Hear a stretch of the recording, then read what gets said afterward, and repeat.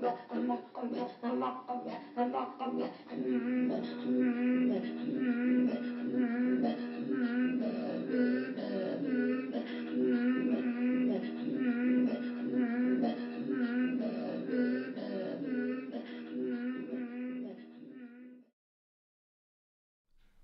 can introduce myself. I'm Dick Preston. The fact that I have no hair on my face is not macho vanity. It is chemotherapy. And so I'm going to begin by talking a little bit about my childhood as best I can remember it. My parents. I don't remember being born, but I know that it was in St. Augustine, Florida. My father had his BA in forestry, and he graduated at the beginning of the Depression. Not too many jobs. So he wound up fighting forest fires for the U.S. Forest Service in a little town in the middle of Florida.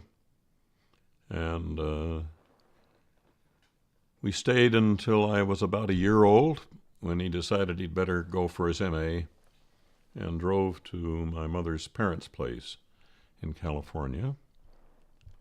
And then after nearly failing out of the University of Chicago, they relocated to St. Louis when I was about 3. They divorced when I was about 4.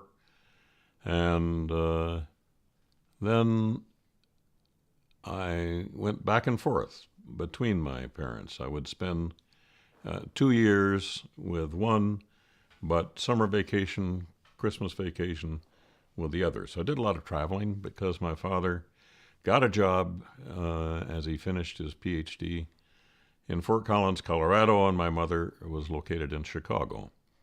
So about 1,000 miles. And this was a kind of a highlight for me. I started traveling between them on the train. It was an overnight train.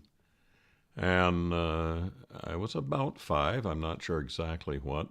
But at this time, Pullman cars had professional, what we call porters.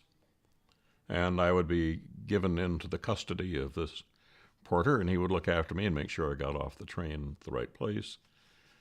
And so I made about 30 trips over the years, and they were great adventures. They were really, to me, very enjoyable. I didn't find that intimidating. People frown and shake their heads now because I suppose they're afraid of pedophiles or I don't know what. But at any rate, they were great adventures, and I can remember looking out of the little window of the upper bunk at night and seeing the lights of farmhouses going by in the distance. And I wondered what life was like inside those farmhouses. And in a way, that attitude of curiosity about other people's lives has been sustained through about 30 trips to James Bay over a period of 53 years now. And so it made me also fairly adaptable. I ate too slowly in one household and too fast in the other one. And this was frustrating, and so it was kind of nice to get away, get on the train again, and where people didn't have to worry about that. So I also changed schools, of course, every 2 years. And I was probably a gradually less impressive student as I got older. So that by the time I was in grade 10, I had a weak C average in Fort Collins High School. And my mother was campaigning for me to go to early entrance at the University of Chicago. And my father thought this was really a bizarre and mistaken idea. But my mother's plan really was to get me away at the time that I was 16 from my stepfather. My stepfather and I had a rather toxic, even dangerous relationship. And I was due to go back and live for 2 years with my mother, and that would not have been good. So my dad told me that if I could get 10% on the entrance exam, he would give me a quarter, and I got somewhere around 70%, because while I didn't study worth a damn, I was smart enough to bluff my way through at that point. So I went off to the University of Chicago. I failed the first year. The reason was simple. I didn't study, went to a lot of movies, learned to play poker. So I spent the summer reading up, doing the studying I should have done, retaking exams, writing a very apologetic letter to the dean of students, getting back in, failing out again the second year, and studying during the summer, and writing another apologetic letter to the dean of students, and getting back in again. At that point, I was on an allowance of $15 a month, and I had to buy my Sunday dinner out of that. And a friend said, "Oh, why don't you join the reserves? You get $15 a month just for going Wednesday nights." So I joined the Marine Corps Reserve.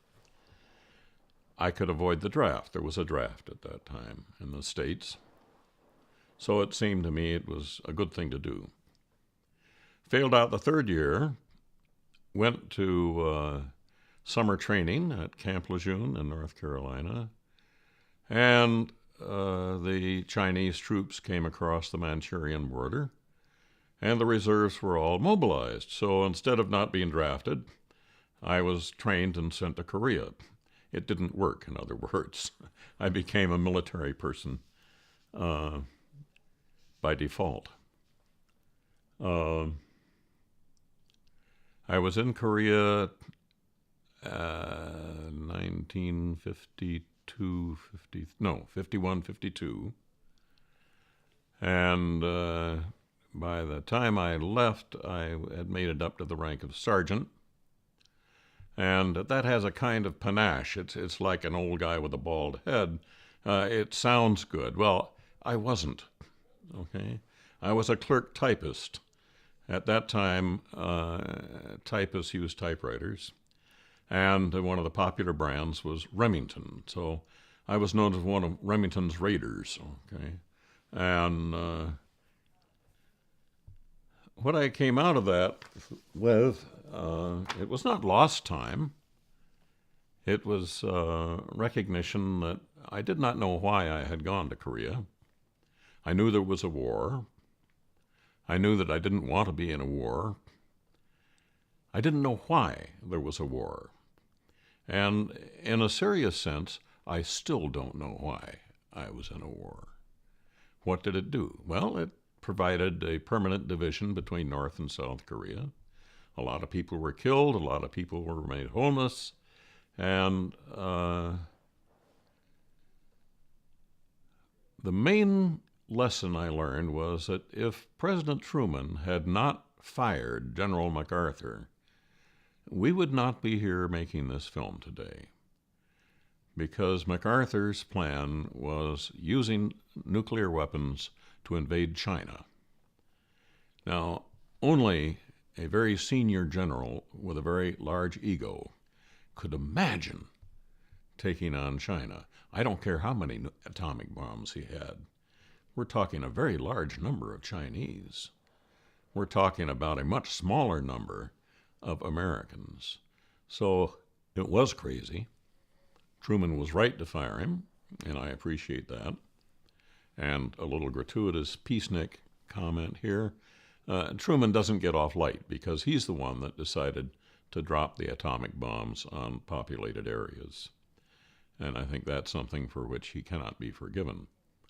Anyway, okay, out of the Marines. After being such a bad student, I decided I would really have to toughen up and be practical. And so I went into mechanical engineering at North Carolina State, because my dad was living in Raleigh. At that point, he was dean of forestry there. And I really enjoyed pattern making because it was wood shop basically, and foundry because we were uh, heating and pouring aluminum and then cast iron. But the rest of it was pretty much mathematics, and I decided that life with a slide rule was not for me. And so I transferred to the University of North Carolina in philosophy, a far cry from mechanical engineering. And my thought was that I wanted to know more about human nature. I had become very impressed with Korean people. They'd had armies marching up and down their peninsula for 100 years. They would hide the women, try to hide the oxen.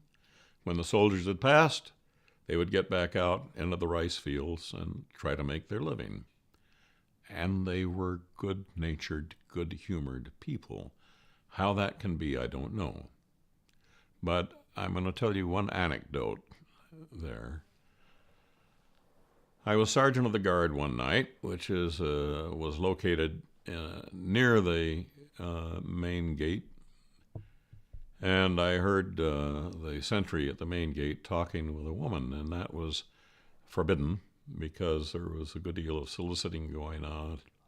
And so in a little while I thought, I better put an end to this because the officer of the day will come around and find that the sentry is talking with this woman and so on.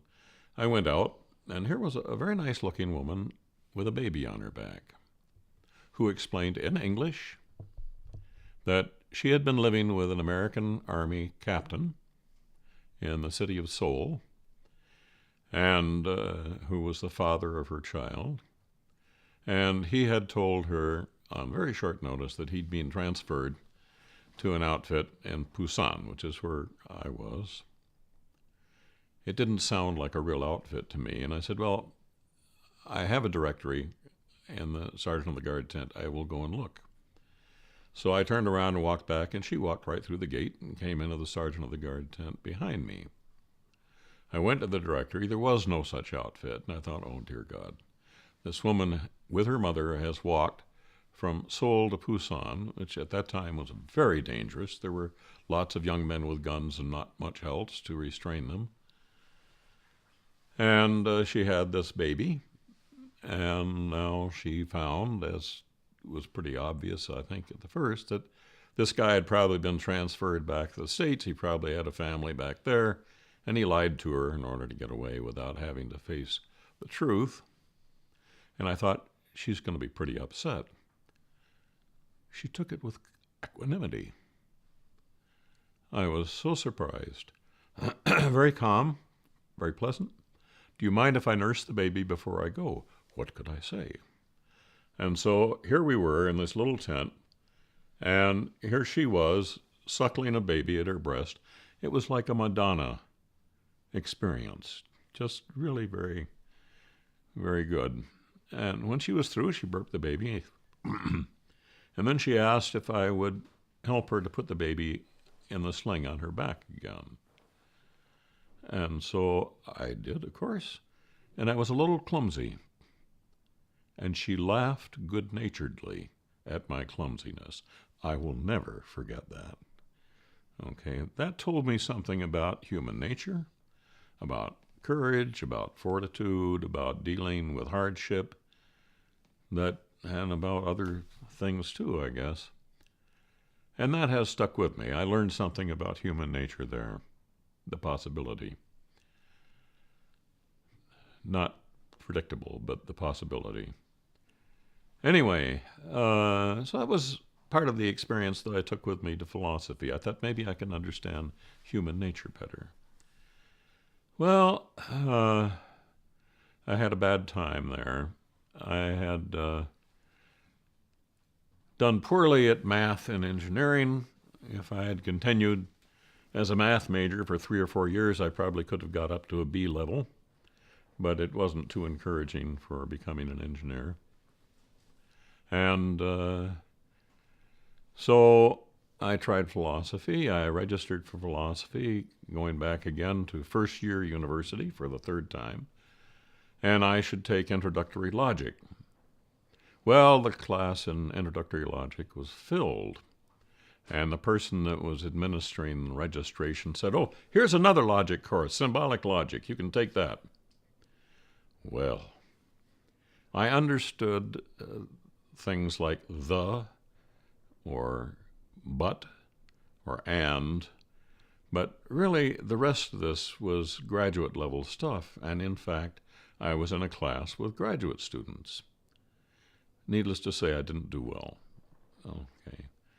But I persisted with some other philosophy courses that were easier to managed to pass them, and wound up taking introductory logic the following year.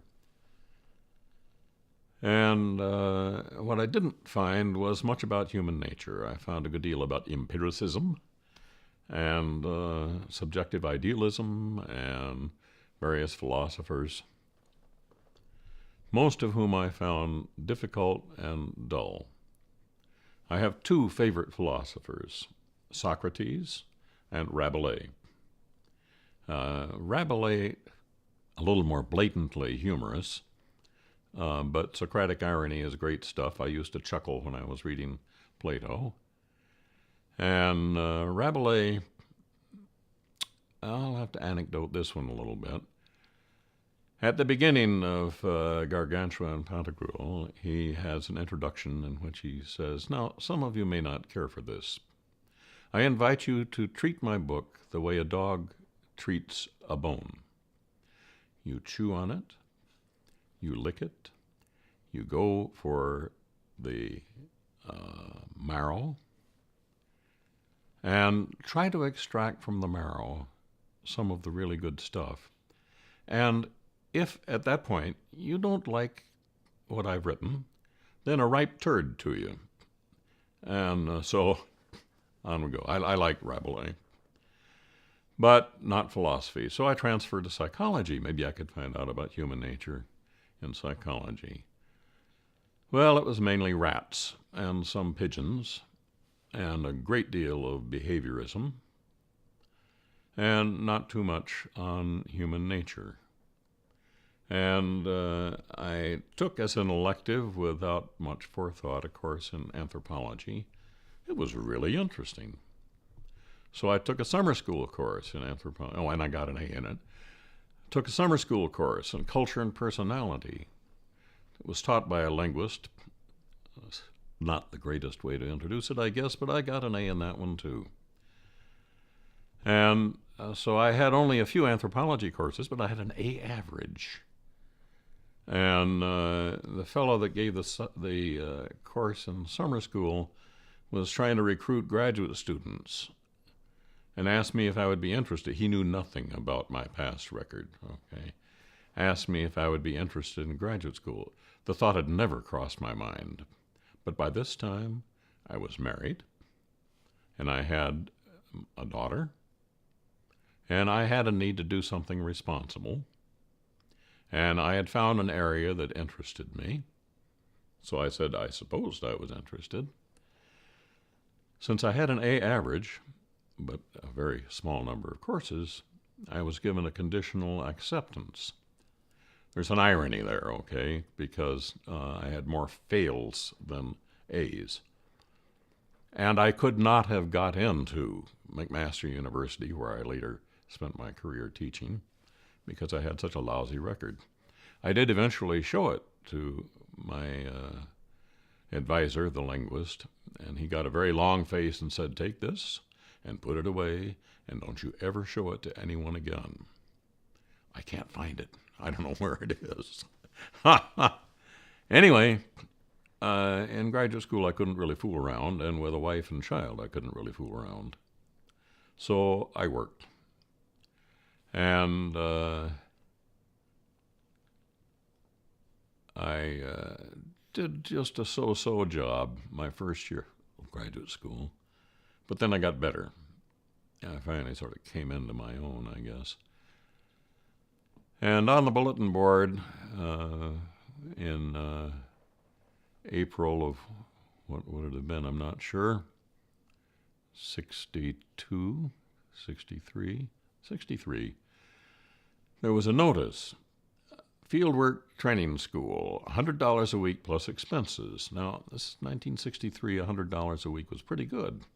And given that I was getting $0 a week, except for $110 a month from being a Marine and going to school, this was very attractive. And the field school turned out to be James Bay.